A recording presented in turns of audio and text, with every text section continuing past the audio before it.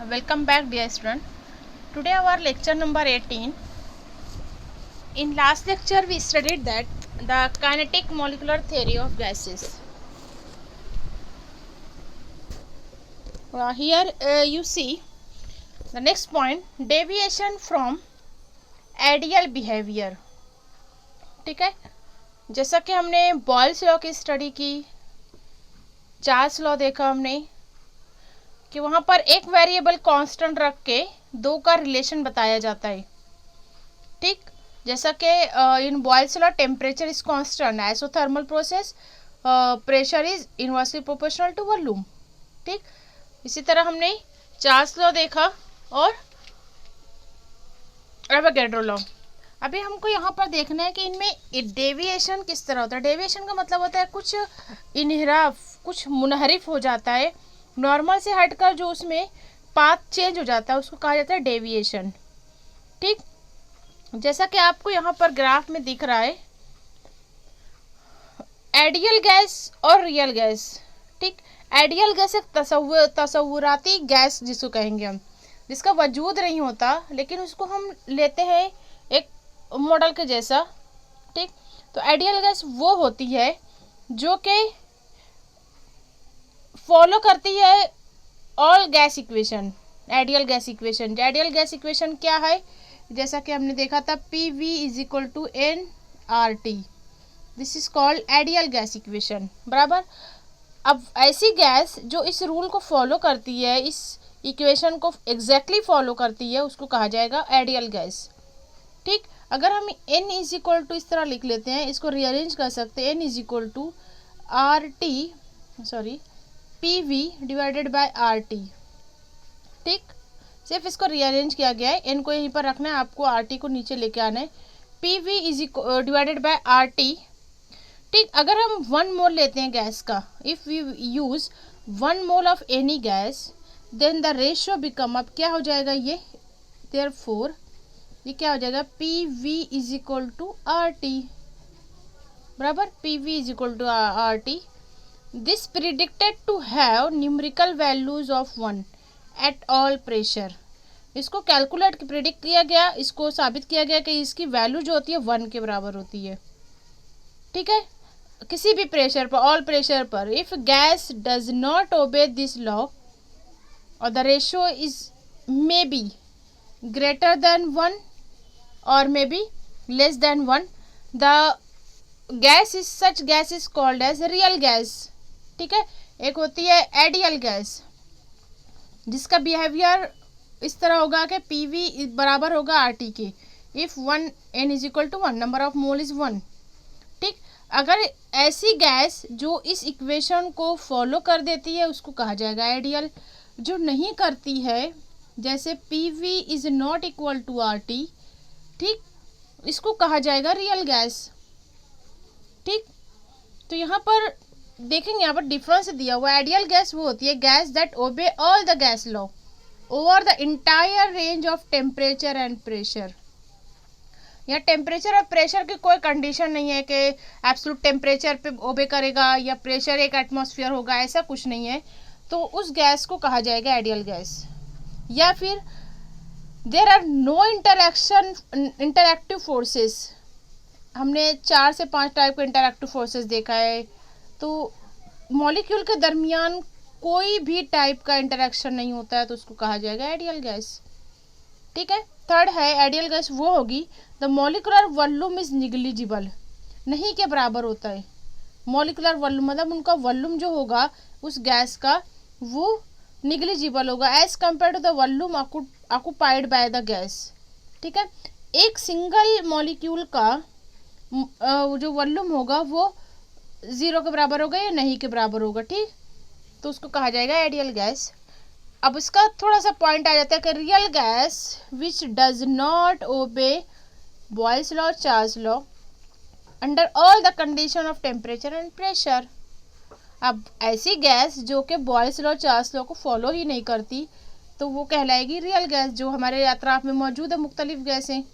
ठीक, तो इसी को कहा गया deviation. The deviation from the ideal behaviour is observe कब होगा आइडियल बिहेवियर? द डेविएशन मतलब यहाँ पर मैं बताई कि नॉर्मल से हट के जो इसमें चेंजेस आएंगे, जैसा कि ग्राफ इस तरह की होगी, या अगर हम उसका वॉल्यूम प्रेशर का लेते हैं तो इस तरह की होगी। ठीक, इनसे हट के ये क्या है, कर्व है, इस तरह कर्व है। आप ऊपर ग्राफ में हम देखेंगे अभी। The deviation from ideal behaviour is observe a high pressure and low temperature. ठीक, अब ये किस वजह से, इसकी दो रीज़न है, ये मैं बताती हूँ। सबसे पहले आप ग्राफ को देखेंगे कि इस ग्राफ में प्रेशर वर्सेस वॉल्यूम एक प्लॉट ड्रॉ किया गया है। ठीक, ब्लू लाइन जो है ये आइडियल बिहेवियर शो करती है। Is that clear? ठीक है, सिंपल। यहाँ पर प्रेशर डिक्रीज होते जाएगा, वॉल्यूम जो है बढ़ते जाएगा, इनवर्स रिलेशन है। यहाँ पर रियल गैस ग्रीन लाइन से इस तरह यहाँ पर ये थोड़ा सा डेविएशन बताया है at that volume and pressure. Okay, no इसकी रीज़न क्या है डेविएशन की? It is due to of two reason. पहली वो होती है कि रियल गैस में, क्यों ये रियल गैस नॉर्मल से है मतलब हट के या ओबे नहीं करती है ऑल गैस लॉ? क्योंकि वहाँ पर कुछ ना कुछ मॉलिक्यूल के बीच में फोर्सेस होता है, जिसको हम कहते हैं इंटरमॉलिक्यूलर अट्रैक्टिव फोर्सेस। उसको हम निगलेक्ट नहीं कर सकते। ठीक है, और कुछ मॉलिक्यूल गैस के जो होते हैं वो कंटेनर में अगर है गैस के मॉलिक्यूल, तो ये वॉल ऑफ कंटेनर से कुछ ना कुछ कोलिजन करते हैं, कोलाइड करते, सॉरी कोलिजन, टकराव रखते हैं। ठीक है, that wall of the container and आपस में भी एक दूसरे से जो है वो जब मूवमेंट होगी तो टकराव होगा, मोशन की वजह से एक दूसरे से आपस में ये टकराते, जिसके रिजल्ट में प्रेशर ऑफ गैस जो होता है वो डिक्रीज होता है। बराबर, प्रेशर डिक्रीज होता है। पहली रीज़न तो ये हो गई कि कुछ ना कुछ इंटरमॉलिक्यूलर अट्रैक्टिव फोर्सेस मौजूद होता है, इसको हम निगलेक्ट नहीं करते। In case of real gas की बात कर रहे हैं हम, इसलिए इसमें डेविएशन पाया जाता है।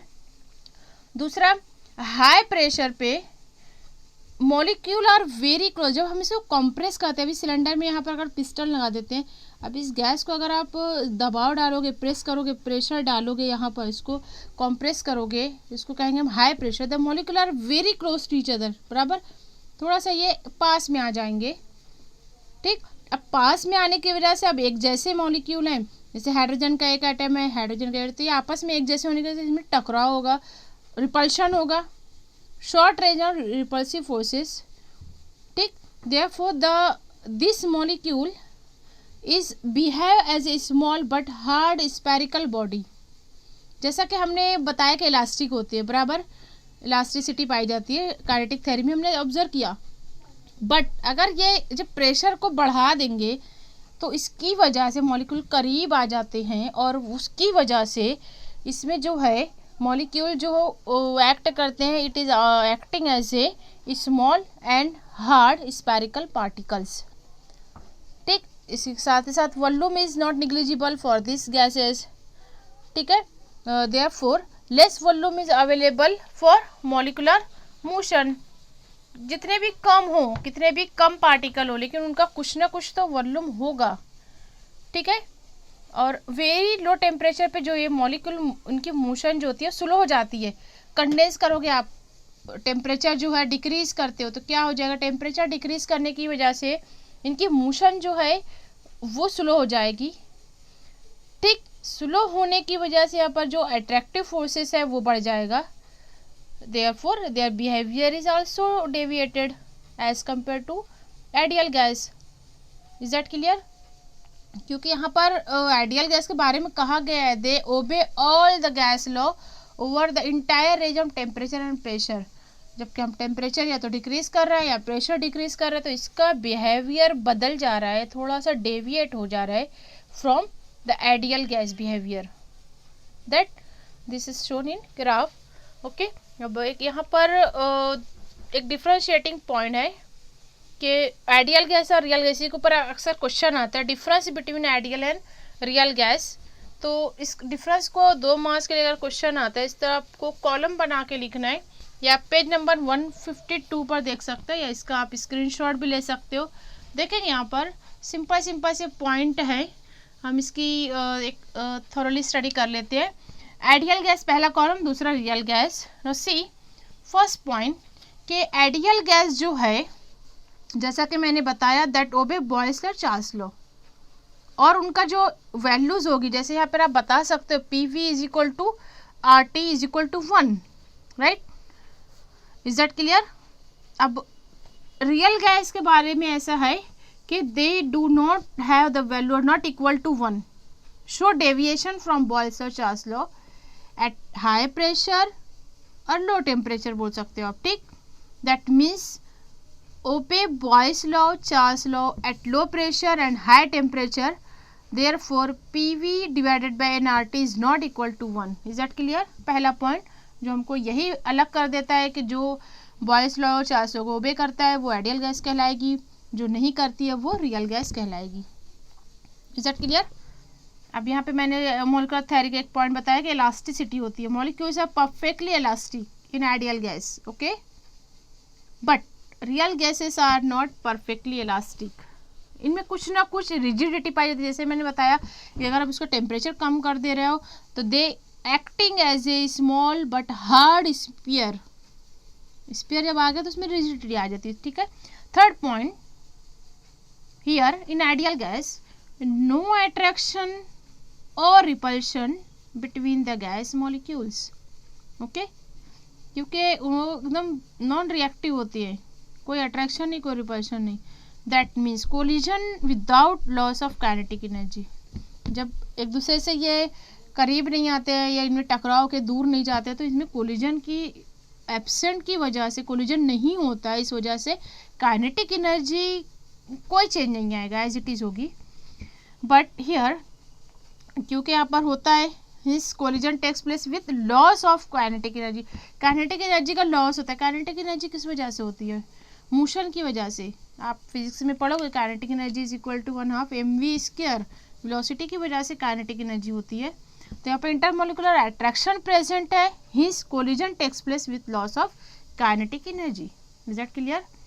Now fourth point, actual volume of the gas molecule is negligible. ये पॉइंट मैं बता चुकी हूँ, as compare to the total volume.